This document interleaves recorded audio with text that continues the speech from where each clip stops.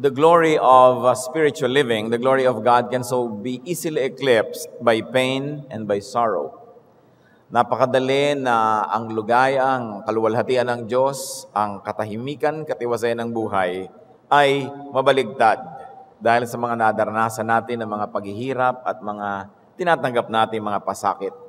At isa sa mga pinakamabibigat, malalalim na sugat ng buhay ay nililikha ng dila. Most wounds and scars of life were caused by unkind and cruel words. Sa pamumuhay po natin sa daigdig na ito, paano natin pagsasamahin yung kaluwalhatian ng Diyos, kapayapaan, katahimikan at kagalakan kung napakarami nating nadidinig ng mga salita na umaagaw ng ating kasiyahan, ng ating kapayapaan. Sa paghahanap po natin ng katahimikan na ibinibigay ng Diyos, ating sisikaping pag-aralan at unawain ang sakit na idinudulot ng mga salita sa ating buhay. Ang pamagat ng ating pag-aaral, When Words Hurt You. Kung tayo ay nasasaktan ng mga pananalita ng ating kapwa. Ama namin sa langit, kami po ipatatawarin niyo sa aming mga kasalanan. Lumalapit kami, Lord, na humihingi ng inyong habag. Punuan niyo po ang mga kakulangan namin. Palakasin niyo po kami. Inaamin namin na aming mga pagkakamali, hinihingi ng tawad sa inyo at nawa linisin niyo kami ayon sa inyong habag, ayon sa inyong mga pangako. Maging ganap nawa ang pagkilos niyo sa amin at magkaroon kami ng buhay na payapa, tahimik, kapakipakinabang at masaya sa kabila ng napakaraming mga umaagaw nito sa amin. Mangusap kayo, Panginoon. We ask you, Father, to be the speaker. Walk in our midst, minister to us, teach us. In the name of Jesus Christ, our Lord, we pray. When words hurt you, what should you do? What can we do to understand the whole dynamics of being hurt by words? Of course, we begin with the fact that words can hurt people. Talaga ang mga salita nakakasakit. Nakakapagtaka mga letra, mga tunog, pero napakalaki ng sakit na inaidudulot sa ating puso. Maging ang mga tao sa Biblia, maging yung mga tinatawag natin mga makadiyos, mga apostles, ay nakakasakit din ng damdamin. Si Paul sa kanyang mga sulat ay inaamin niya na nakasakit din siya ng damdamin ng mga bumasa nito. 1 Corinthians 7:8, I caused you sorrow by my letter. I see that my letter hurt you. At kung meron na nga sigurong isa talagang matalim magsalita sa Biblia, isa dyan si Paul. At sabi niya, at nauunawa ko na kayo nasaktan ng aking mga pangungusap. Why can words hurt? Bakit nga ba nakakasakit ang salita? Words can hurt because of their content. Yung laman, yung kahulugan ng mga salita, yun lang mismo ay maaari ng sumugat sa damdamin. Words can hurt at their face value, and very especially when you go deep into their meaning. May kahulugan ng bawat salita, sapagkat bawat salita ay sagisag lang ng isang ideya, ng isang kaisipan. Hindi naman talaga kung ano lang yung letra at tunog. Meron yun na kinakatawan na ideya. At pag nasabi natin yung salitang yon, yung buong ideya na kinakatawan nito ay nauunawa at nakakasakit. Kung ito ay nakakasakit nga. Words can hurt because of their intent. So first, because of their content, yung laman, and then because of their intent, the purpose for saying such words. May mga salita na masakit sana, pero magandang intensyon, kaya hindi masyadong masakit o hindi nakakasakit. Pero may mga salita na alam mo na ang layunin nung nagsalita ay para manakit at nagtatagumpay yun. The intention can be to hurt, to damage, to destroy, even to kill. Maraming namatay, napatay at pumatay dahil sa narinig na salita. Hindi nakayanan at sinunod yung bugso ng damdamin. Ang sinasabi ni James tungkol sa dila ng tao, James 3:5, likewise, the tongue is a small part of the body, but it makes great boasts.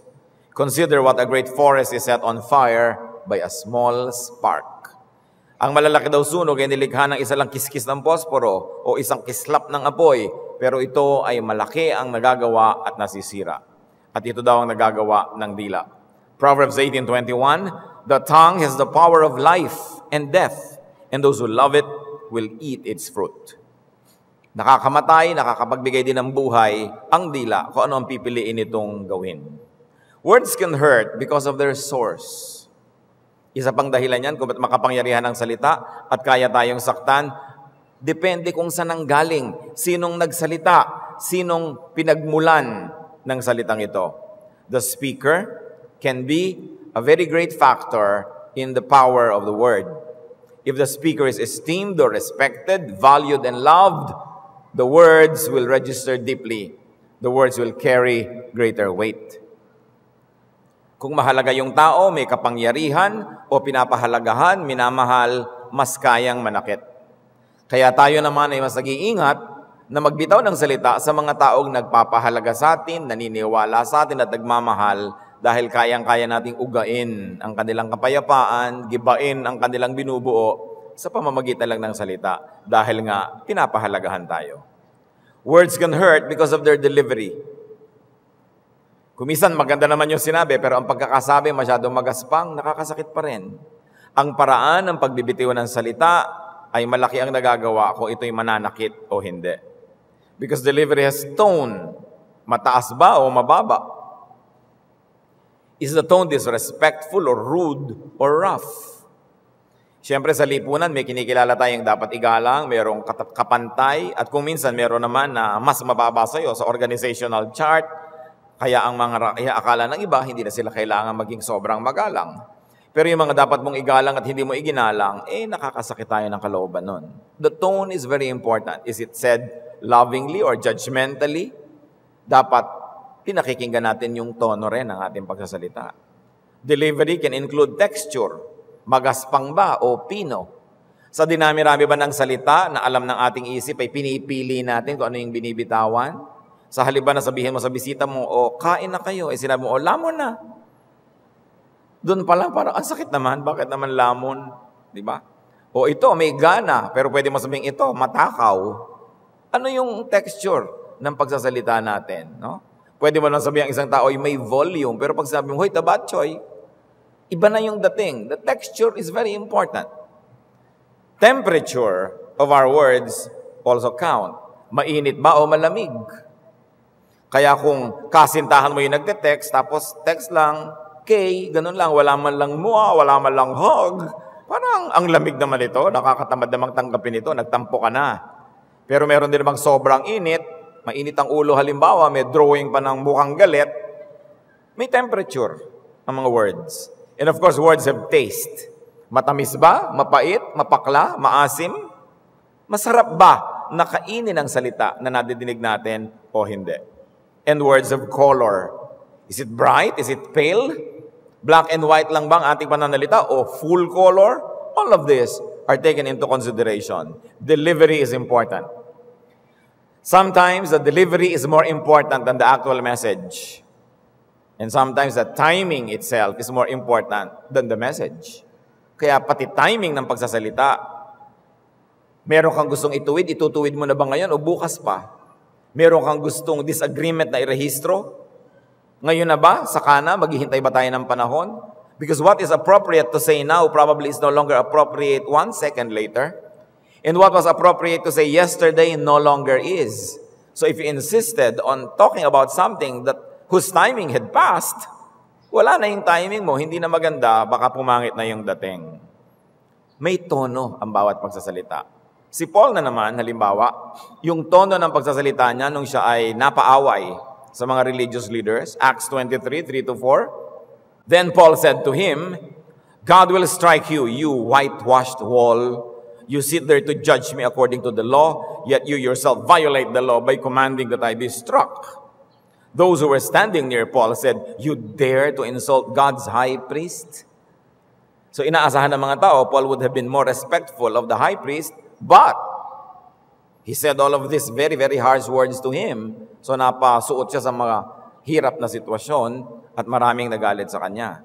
Delivery is very, very important. Words can hurt because of their spirit. Ano bang espiritu ang daladala, pinanggalingan at nakatira sa salita na ginagamit natin? Is it the spirit of lack of consideration, lack of goodwill?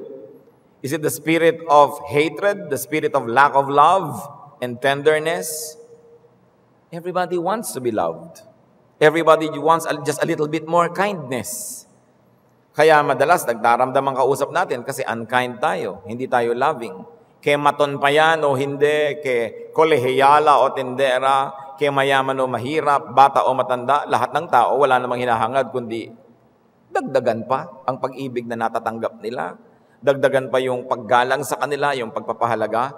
At sa pagbibitaw natin ng salita, sa pagpili ng mga words, sa paraan ng pagsasabi nito, either dinadagdagan natin yung pag-ibig sa kanila o binabawasan o binibigyan natin sila ng pagkamuhi, bagay na dapat nilang ikagalit. Si Paul uli, Galatians 2:11, nung si Peter naman ang kanyang hindi nakasundo, when Peter came to Antioch, I opposed him to his face because he was clearly in the wrong. Granting that Peter could have been wrong, but of course it was wrong according to the point of view of Paul, and this was his letter, so we hear his point of view and we don't hear Peter's point of view. Yes, probably Peter was wrong, pero sabi niya, I opposed him to his face. It's very culturally uncomfortable to do that, and it was disconcerting dahil sa silangan, hindi naman ang mga tao laging hayagan na sumasalungat, hindi tayo nanghihiya ng harap-harapan, pero yun ang ginawa ni Paul kay Peter nitong panahon na ito. Delivery, timpla, pamamaraan, timing, they can cause great sorrow and great pain. Now, how do we ease the pain inflicted by words?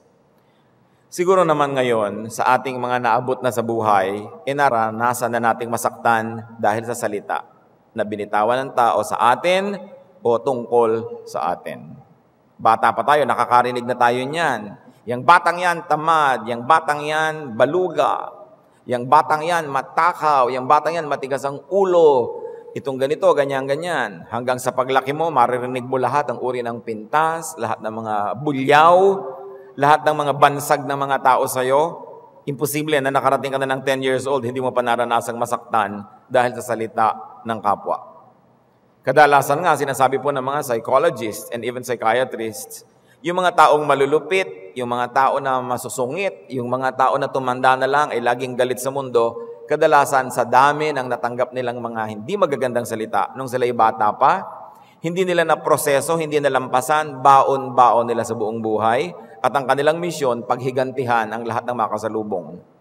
That's why there are people na mahirap kasama, galit sa mundo, sapagkat sa dami ng natanggap na ganitong salita. So anong gagawin natin pag tayo nakakarinig? First of all, consider the content. Suriin natin ang laman ng sinasabi, yung kahulugan nito. Let us consider the variance in meaning assigned by the speaker from the meaning you attach to the word. Magkakaiba eh. Hindi komo sa isang tao ang salita na hindi, hindi na nga. May nagsasabi ng hindi, ang ibig nilang sabihin, maybe. May nagsasabi ng maybe, ang ibig sabihin nila, hindi. Ikaw naman, anong pakahulugan mo dun? Hindi ko mo narinig natin na isang salita at pangit sa pandinig natin, iisipin na natin na pangit din ang layunin nung nagsabi. Kung minsan, kulang lang siya, kapos sa pananalita, limited vocabulary. Hindi siya magaling sa language na ginagamit ninyo, kaya tuloy, hindi maganda ang nabibitawang salita. Halimbawa, hindi naman uso sa mga Visayan languages yung nangungupo. Kaya kung minsan may Bisaya, may kausap siyang Tagalog, hindi siya nangungupo, iniisip ng Tagalog, ang gaspang naman ito, ba't di siya nangungupo, bakit di siya polite? Pero wala namang intensyon yung Bisaya na huwag maging polite. Kasi sa kanila, wala talaga nung po, walang opo. Tono na lang, doon na lang nagkakatalo kung paano sasabihin. Kasi sabihin, palihog. O ayun, please, pakiusap. Huwag ba nang hanapan na palihog po? Dahil wala, no? So wala siyang intention, pas akala mo, hindi kanya ginagalang. Maraming ganun. Iba ang language ng lalaki sa babae. Kahit the same word. Pag sinabi halimbawa ng lalaki sa kanyang wife, usually, bahala ka, ibig sabihin, sige, di bahala ka, gawin mo yung inaakala mong gusto mo. Pero maraming babae, pag sinabi lang bahala ka, ibig sabihin nila, huwag. No? Tapos pagka ginawa mo nga, nagalit, sabi niya, bahala ka, magkaiba. Kung minsan ang ina-assign na meaning to the same word. So there can be problems with that. Consider the meanings assigned by the speaker and the meaning being assigned by the hearer. Then consider the merit of what is being said. Reliable ba? Totoo ba yung sinasabi? Ba't ka nagdaramdam? Hindi naman pala totoo. Nagkamali siya, pero kung ba nagkamali siya, masasaktan ka na. Kung nagkamali ang 1,000,000 tao, di 1,000,000 beses ka masasaktan. Kung mali, huwag mong payagang masaktan ka, sabihin mo, mali yun. I will not be affected by it. Ngayon, kung tama ang sinabi, Masakit nga, pero nag-benefit ka naman dahil nalaman mo yung tama. May sakit man, meron namang benefit na kasama. So sinusuri mo yan. And how reliable is the speaker? How important to you is the speaker? Lahat yan iniisip mo. Look at the character of the speaker. Look at the personal traits and qualifications to speak. Pag sinabi ng taong, ikaw, hindi ka maganda magdamit, so masino ka naman para sabihin mo kung alin ang maganda at hindi. Sanay ka ba sa aesthetics? Meron ka bang sense? And meron ka bang accomplishment in fashion para sabihin mong hindi ako maganda magdamit?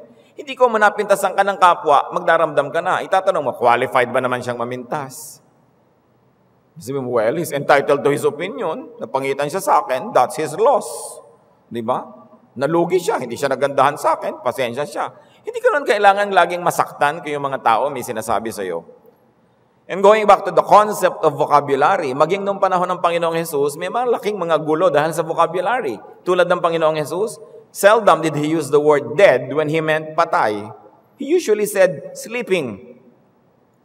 Siguro, sa isip ng Panginoon, sleeping lang yan dahil magigising ka sa kabilang buhay, tuloy uli ang buhay mo. Because the word dead sounded so final.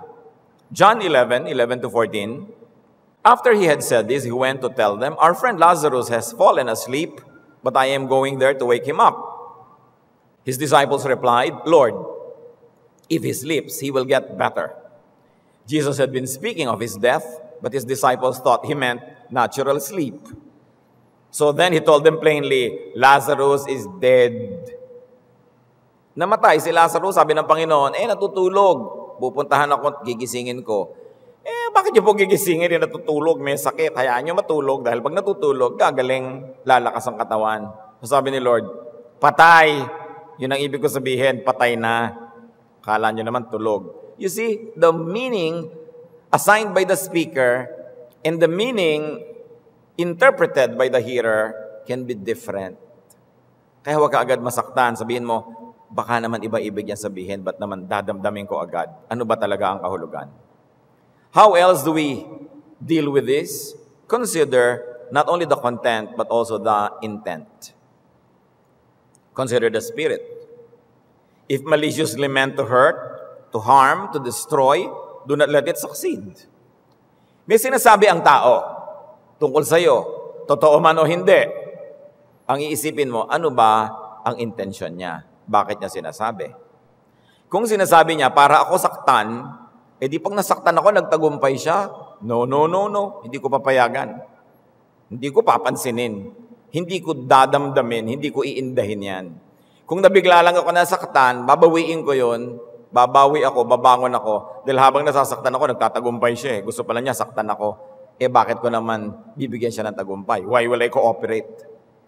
Kung meron namang nagsasabi ng mga bagay, ang gusto pala nila manira, sa totoo o hindi ang sinasabi nila, ikaw na nakikinig, sasabihin mo, ano bang intention nitong nagsasabi na ito? Dahil ba mahal niya ako, gusto niya akong magkaroon ng kaliwanagan, ng katotohanan, o dahil galit siya doon sa sinisiraan niya at gusto niyang magalit din ako, sa totoo man o hindi ang sinasabi niya, ba't ko siya pagtatagumpayin na mamaniobra niya yung aking emotion, yung aking reason? Why will I allow somebody to manipulate my reason and my emotion, whether or not what he or she is saying is true, but what is the intention of the speaker?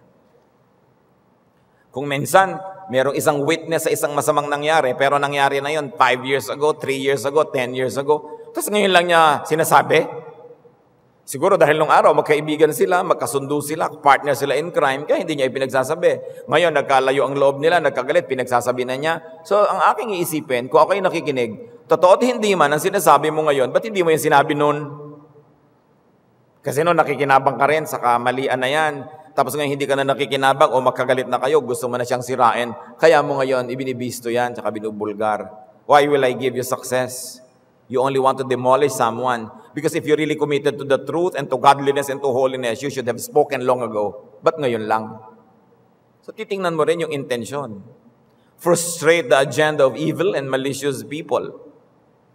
Ang Panginoon, laging target ng mga ganyan Yung mga salisalita, mga panggugulo, pang-iintriga. Matthew 22:15 and 18. Then the Pharisees went out and laid plans to trap him in his words. But Jesus, knowing their evil intent, said, "You hypocrites, why are you trying to trap me?" The hypocrisy of those who were trying to trap him was not premised only on the content of what they were saying, but more on the intent of their pronouncements.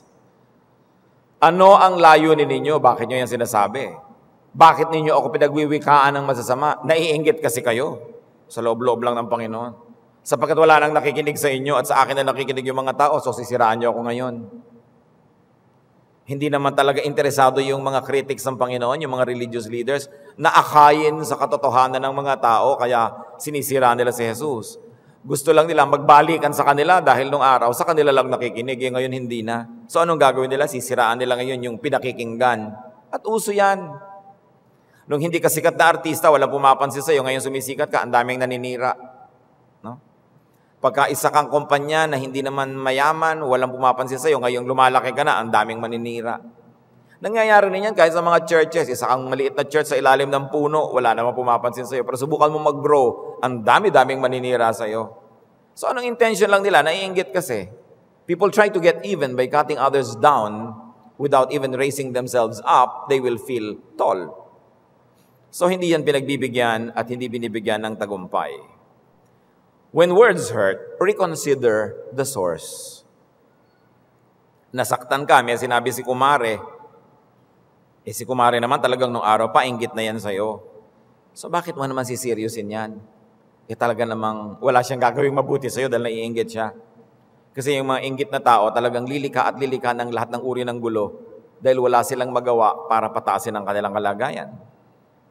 Ngayon, may nagsabi sa'yo na hindi ka marunong. Tapos yung nagsabi sa'yo, isang scholar, isang magaling na tao, pahalagahan mo yon. Ba't sasama ang loob mo? Kung pwede ka pang magregalo ng pinya o magregalo ng mangga o buko pie doon sa matalino na pumuna sa'yo, regaluhan mo dahil biruin mo, napuna ka ng matalino. Yung katalinuhan niya nagamit para makita mo ang mali mo, para makita mo kung anong tama at mabuti sa'yo at hindi tama. Pasalamat ka. Value the criticism and correction of the wise. Proverbs 12:18, reckless words pierce like a sword, but the tongue of the wise brings healing. Pag marunong nga nagsalita, nasaktan ka man o hindi, pahalagahan mo yon. Masakit lang yon ngayon, pero pag pinakinggan mo, bukas, matalino ka na. At habang buhay, wala nang aagaw ng katalinuhan mo. Yung liko mo na ituwid ng isang marunong, nasaktan ka lang habang itinutuwid ka, pero nung tuwid ka na, buong buhay, pakikinabangan mo na, yung katuwiran mo na yan. Pinapasalamatan yan. Now, you disregard the words of fools. Naglalakad ka, may mga lasing, sinabi sa'yo, "Hoy, babaeng pangit." Lasing nga sila, ba't masasama ang loob mo? Diba? Wala nga silang magawa, kaya nakakalat sila sa kalye. Ba't mo papahalagahan ang opinion nila tungkol sa'yo? Pag sabi mong pangit mo, lasing lang kayo. Diba? Dahil kaya kayo ganyan, wala kayong magawa. Bakit mo papahalagahan yung mga criticism ng hindi nakakakilala sa'yo? Kung minsan naglalakad ka lang, merong isang taong very rude sa'yo, bakit nasama ang loob mo? Sabi mo, hindi mo lang ko kilala. Hindi mo alam ang kagandahan ng aking loob, ang busila kong puso. Hindi mo alam na great declaimer ako ng elementary. So kaya mo ko ginaganyan. Just because you don't know me, I won't mind what you're saying. Ngayon, yung taong kilala ka, tapos nagsalita, yun ang pahalagahan mo. Pero hindi ka kilala, anin mo yun, hayaan mo lang. Proverbs 15:2, the tongue of the wise commends knowledge, but the mouth of the fool gushes folly. Wala namang lalabas na maganda sa bibig ng mga hangal, bakit mo papahalagahan? Parang dumadaan ka sa tapat ng kanal, nakaamoy ka ng mabaho, na-offend ka, kanal nga yun eh. Anong ine-expect mo, mabango? So kung may tao na hindi marunong, anong ine-expect mo sasabihin nun? May kamag-anak ka na sobrang chismosa, wala nang ginawang mabuti, huwag mong asahan na may sasabihin mabuti yan tungkol sa'yo o sa'yo. Sabi mo, ganun talaga yan, ganun ang buhay. Foolishness not only means lack of intellectual refinement, it can also mean an evil agenda. So if a person is a fool, either he lacks intelligence or he is committed to doing evil. That is the greater foolishness meant in most of the Proverbs. So pag alam mong masamang intensyon nito, hindi ko siya papansinin. Consider the importance of the speaker to you. Paspahalagahan natin yung tao, yung sinasabi ng tao na mahalaga naman talaga sa atin. Kung minsan, nagkakamali tayo mga kapatid. Ang ating pinahahalagahan, yung sinasabi ng mga outsiders, mga neighbors, mga people na hindi natin kilala. Isinasacrifice natin yung nararamdaman, yung sasabihin ng mga taong malapit sa atin, mahal natin at nagmamahal sa atin. Baligtad. Consider the importance of the speaker to you and attach the according value. Ano ba yung halaga ng sinabi niya? If the person is not that important to you, don't put too much importance to his words. Unless, as we have said, he is a genius. Unless he is qualified to speak, then whether or not this person is important to you, give importance to the message. Lagi nagkakaganyan. Marami nagsasabi ng masasama tungkol kay Jesus. Pinahalagahan ba niya? Hinayaan ba niya na mahadlangan siya sa kanyang mga ginagawa? No. Matthew 12:23-24. All the people were astonished and said, "Could this be the son of David?" Hangang-hanga na yung mga tao sa ginagawa ni Jesus. So sabi ng mga tao, ito kaya yung inaantay natin na ipinangako? But when the Pharisees heard this, they said, "It is only by Beelzebub, the prince of demons, that this fellow drives out demons." Sabi, ano sinasabi yung son of David? Anak yan ng demonyo. Prinsipe yan ng mga impacto, kaya nakakapagpalayan sa masamang espiritu. Sino may sabi noon? Yung mga pare na walang napalayas ni isang masamang espiritu. Naiinggit sila, professional jealousy. Maraming nakikinig kay Jesus, sabi na, kulto yan, huwag kayong makinig dyan. Demonyo pa nga yan prinsipe yan ng mga demonyo. Sino nagsasabi? Yung mga kakompetensya. Ba't kayo makikinig? Diba? Kahit sa advertisement. Product A, kalaban ni B. So sa advertisement ni B, si product A pangit, gusto tang mga nilaban sa kanya, hindi maputi, ganyan. Pero yung nilaban kay B, ang puti, ang ganda. Siyempre, advertisement yan ni B, alam nga namang siya ang matalo. So alam mo na, sinong nagsasabi? The competition is saying it, then you be suspicious. Hindi kayo naniniwala agad. Dahil siyempre, sisirain nung kalaban, yung kalaban niya. When these words are not nice, benefit from the words. Learn lessons. May mapapala ka rin. Even from the mouth of our enemies, we can benefit because sometimes they can tell us what our friends hesitate to tell us. Yung nag-aalangan yung mga nagmamahal sa atin na sabihin, buong bigat na ibabagsak sa'yo ng kalaban mo. So kung may katotohanan, pakinabangan mo, at least nalaman mo, and then pick up the pieces and continue with your life. Proverbs 9:9, instruct a wise man, and he will be wiser still. Teach a righteous man, and he will add to his learning. So ang marunong, ang matuwid, ang makadiyos na tao, laging nag-i-improve ang kanyang karakter sa bawat nadirinig. Hindi siya lumulugmok na lang sa self-pity. Hindi na lang siya laging naaawa sa sarili. Pinapakinabangan niya yung nadinig niya, natututo siya, at pagkatapos noon, siya yung nagwagi. Hindi yung nagsalita, kundi yung nakarinig. Dapat yung may naririnig tayo, ang ending winner tayo. Hindi loser. Dahil may napansin ka, may nalaman ka, na-correct ka. At kung puro mali lahat ang sinabi, may matututunan ka pa rin. Na huwag kang tiwala ng tiwala kahit kanino, huwag ka basta nakikinig dahil ang daming ang maling nasabi. We learn. The learner benefits. And the benefit should ease the pain and bring about relief and even pleasure. Pag binabato ka ng mga tao, ang daming ibinabato sa'yo, pwede ka namang magdrama at patama ka ng patama, masaktan ka ng masaktan, salubungin mo bawat bato, itama mo yung ulo mo para talagang sapol, pwede mong gawin yun Pero pwede mong ipunin yung mga bato na ibinato nila sa'yo, gumawa ka ng pader, gumawa ka ng monumento, gumawa ka ng bahay, papakinabangan mo, anong gagawin mo sa mga binabato sa'yo? It depends on your attitude. The criticisms you hear can make you a better person or they can make you a bitter person. You decide what will happen to you. Napagpapasyahan pa rin natin. Hindi natin napipili ang bato na ipupukol sa atin ng mundo. Pero napipili natin yung attitude natin, kung paano natin tatanggapin yon. That is a power that you have that nobody can take away from you. The power to decide how you will behave, how you will let your life be affected by such things. Even the fiercest winds are the friends of the ablest sailors. Kung hindi ka magaling na magpaandar ng bangka, ng vinta, ng barko, yung mga malalakas na hangin, kalaban mo yan, pwede kang matalo. Pero yung mahuhusay na mga kapitan, na mga manlalakbay, dagat, ano man ang takbo ng hangin, namamanipulate nila para silang makinabang. Nasa sayo yan. What you will do with what people say about you. Proverbs 25:12, like an earring of gold or an ornament of fine gold is a wise man's rebuke to a listening ear.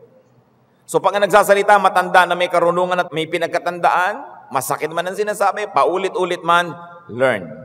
Then you benefit. Ang nagsasabi, professional, learn. Ang nagsasabi, maalam, scholar, nag-research, learn. Whether or not the tone, the delivery, the color is pleasant. At the end of the day, you go through pain, but tomorrow you're a better person. Then you win. Learn also from the words of fools and detractors and enemies, because even their foolishness has lessons for us.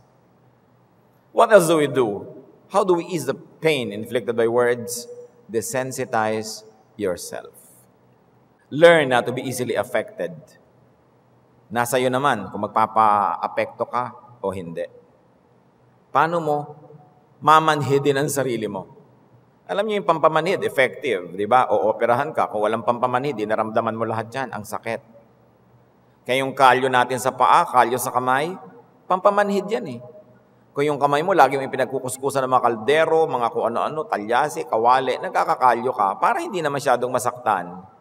Yung paa mo, laging bumabangga-bangga sa mga bato, o kaya nakakatapak ng mga masasakit na bagay, kumakaskas yung sapatos sa ubod ng sikip, anong mangyayari sa paa mo, magkakakalyo. Para hindi mo na maramdaman. Yung puso man, nilalagyan din ng kalyo, ka masyadong sensitive. Para matuto ka na mamuhay na laging meron diyang conflict, may friction, but you know, it takes friction to polish the greatest gems. Great gems become greater after friction. So what will you become after friction? Will you become a gem or will you become a crying, self-pitying, wallowing loser? It's your choice. Kaya yung mga paa na ang daming kalyo, tapos ipapasputs pa mo, tatanggal-tanggalin mo mga kalyo, mamaya may natapakan ka lang na kung ano, nasaktan ka na. Kasi tinanggal mo yung kalyo eh. May mga kalyo na kailangan sa buhay. Hindi tayo kailangang laging sensitive. Learn from a children's rhyme that says, stick and stones can break my bones, but words can never hurt me. Don't bring this too far because we must listen to words. But the point is, sabi nung kasabihan na ito, kung pamalo talaga yan, hinampas sa akin, masasaktan ako. Bato talagang literal na bato, ibinato sa akin, masasaktan ako. Pero salita lang, oh no, hindi ako magpapasakit dyan. Hindi naman talaga nakakasakit yan kung hindi ko papayagan. So pag nasaktan ka, pinayagan mo kasi. Stick and stones can break my bones, but words can never hurt me. Huwag niyo namang gawing policy ito dahil ang tikas ng ulo mo, hindi ka na nakikinig sa lesson. Hindi. Gagamitin niyo lang ito sa mga taong alam niyo kaya lang nagsasalita para kayo saktan. Para kayo padapain, para kayo ibagsak, para kayo paiyakin. So, di mo ako mapapaiyak. Salita lang yan eh. Hindi ako papayag na masaktan ako. Isaiah 51:7, hear me, you who know what is right. You people who have my law in your hearts, do not fear the reproach of men. Huwag ka daw matakot sa pinagsasasabi ng tao. Kung minsan dapat tayong tumingin sa mga survivors. Kung sa palagay nyo, kayo lagi nalang biktima ng masasakit na salita, ng chismis, ng mga intriga, tumingin kayo sa paligid.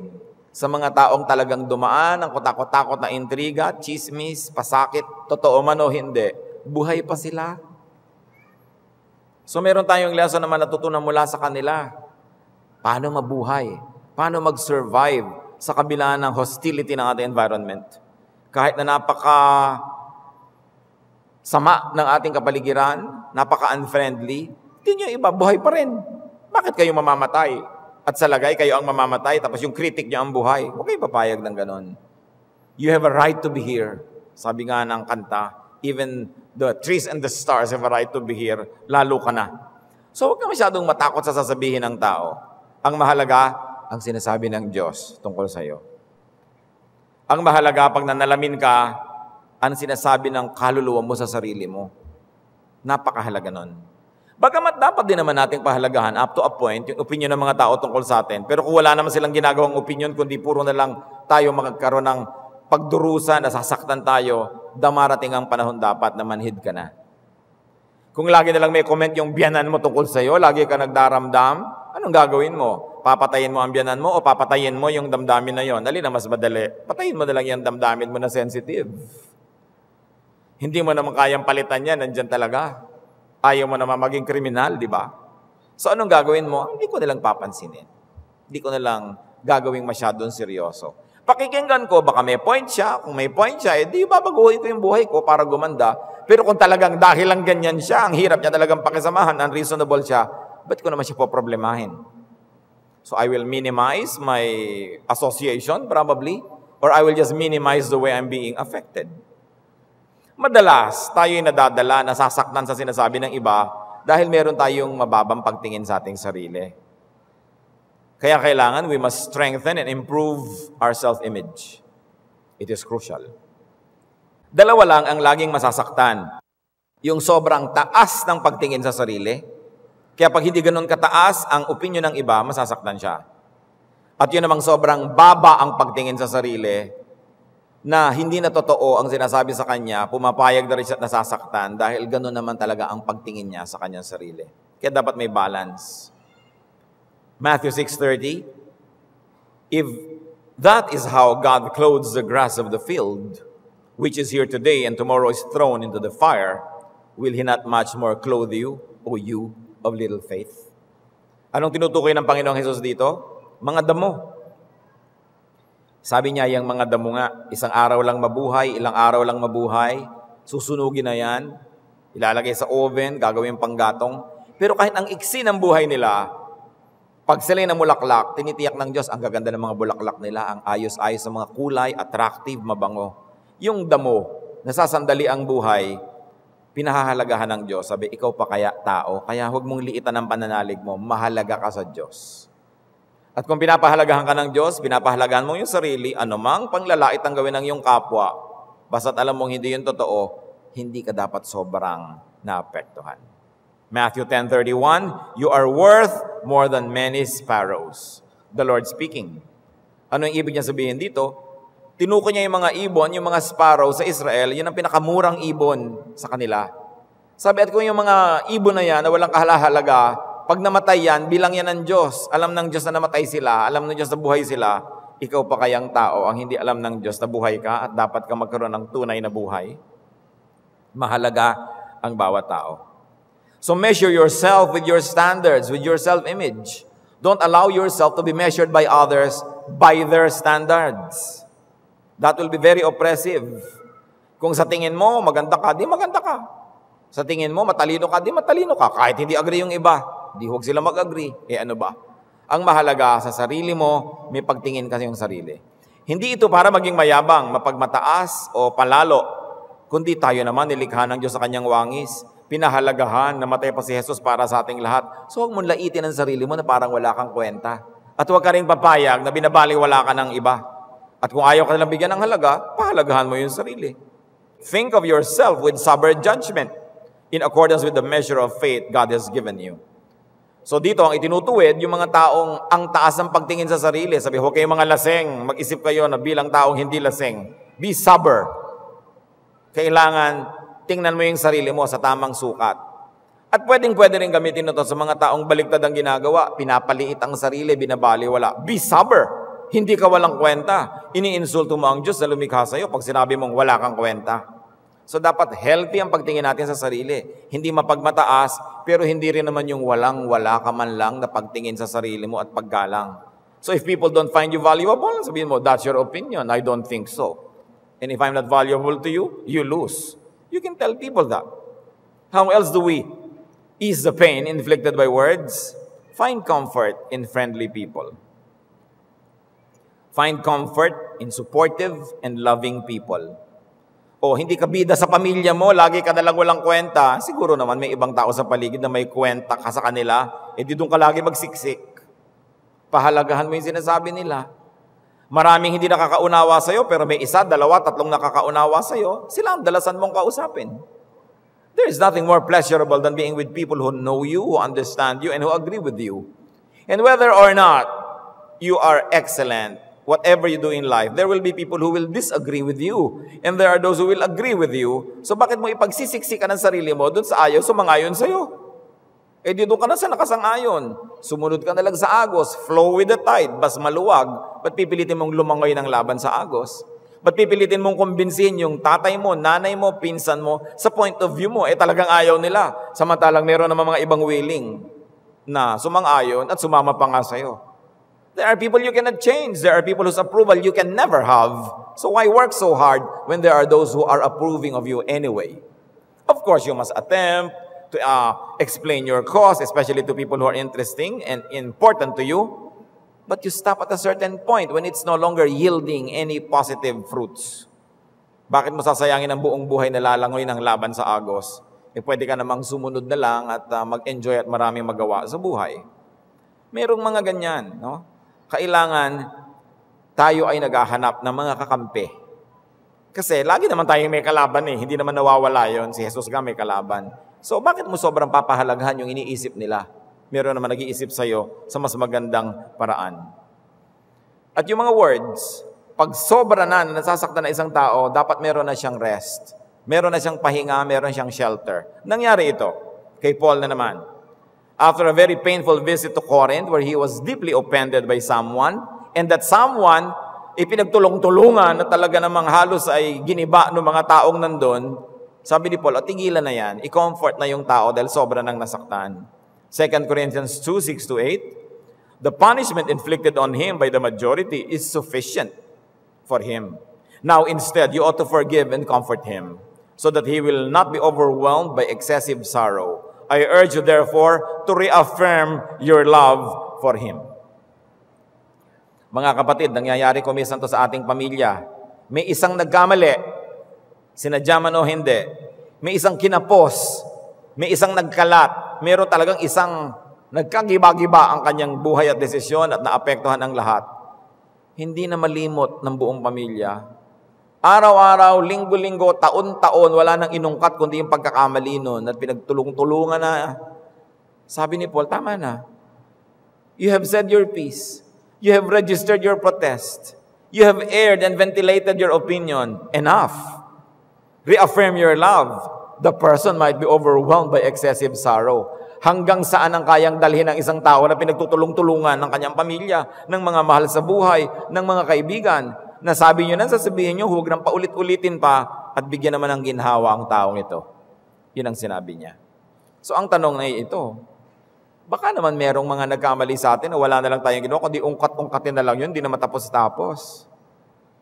Napagsabihan na, ulit-ulit pa. Paulit-ulit, yung may family reunion, yung may okasyon, uungkat, hinuhukay lahat ng multo ng nakaraan.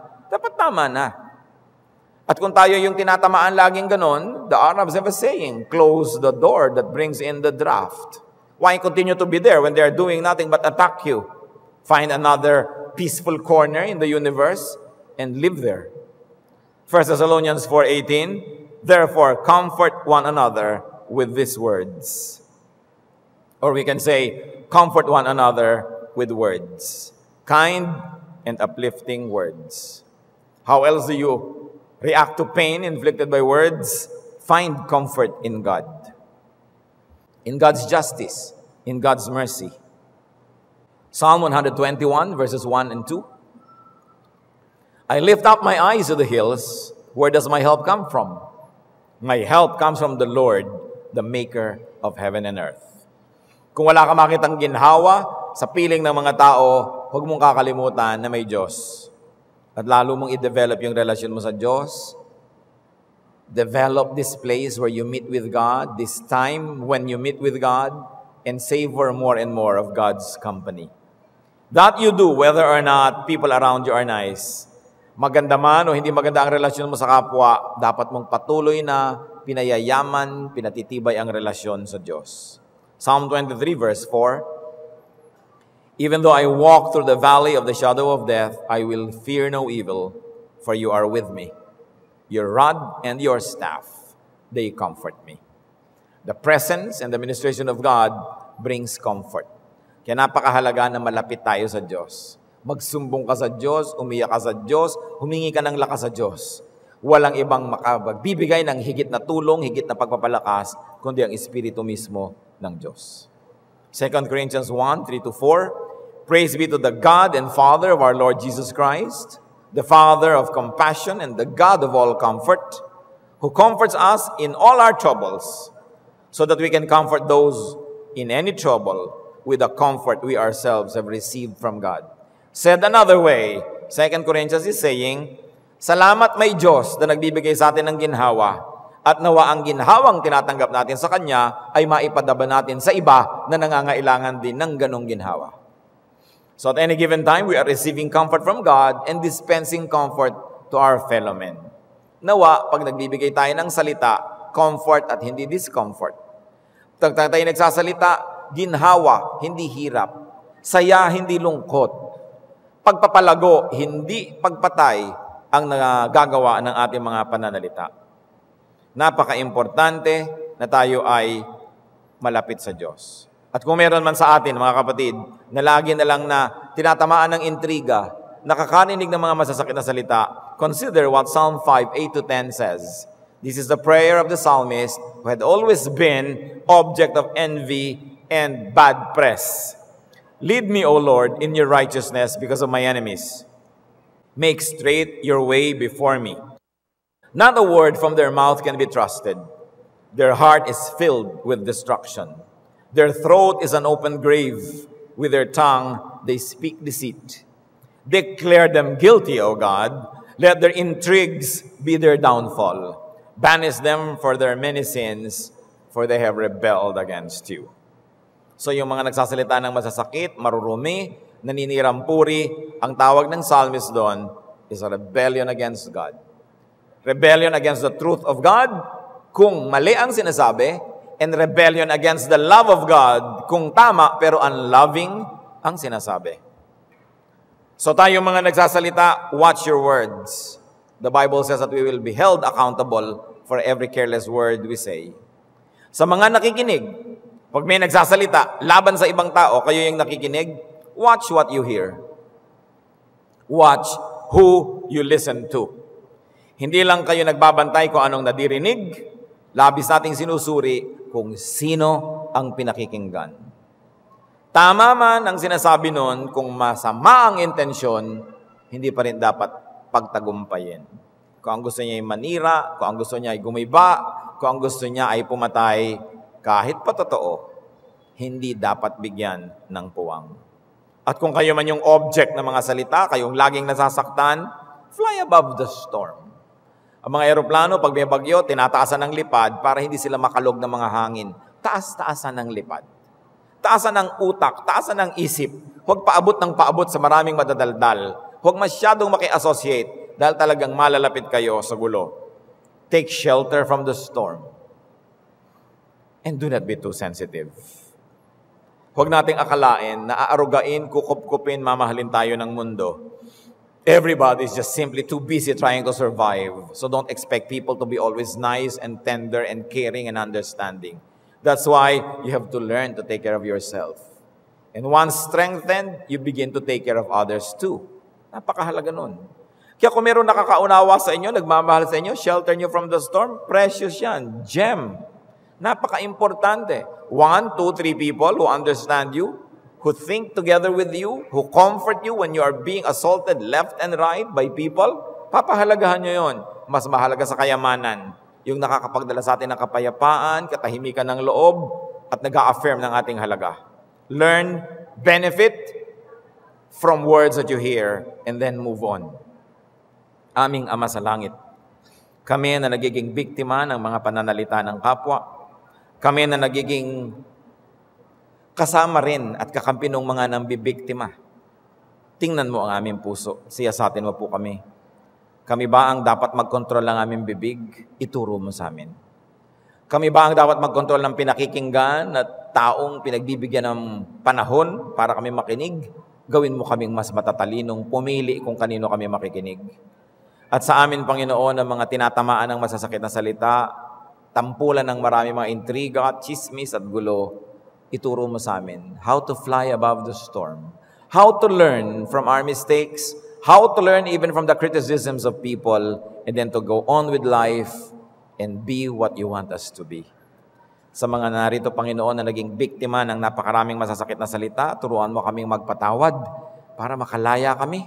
Turuan mo kami, Panginoon, na matuto mula sa mga yon. At ang buhay namin, Panginoon, iiwas namin sa mga mapaglikha ng gulo. Turuan mo kami kung anong dapat namin gawin, kung paano haharapin ang mga masasakit na mga salita na maaring sa aming sariling bibig nang gagaling o nadidinig namin sa iba. Sa ilang saglit, mga kapatid, patuloy tayong mapag-isa sa presensya ng Diyos. Pagbulay-bulayan natin ang mga bagay na ito. Do we need healing? Do we need forgiveness? Do we need wisdom? Ask God. Because when we allow ourselves to always be hurt by words, we will not be able to do the great things that God had prepared for us to do. We will never have peace. We will always be troubled. So matutunan natin kung paano makikitungo sa mga bagay na ito na whether we like it or not is part of life. Ama namin, turuan niyo po kami, mangusap pa kayo. Let's be alone with God for a few moments of silence.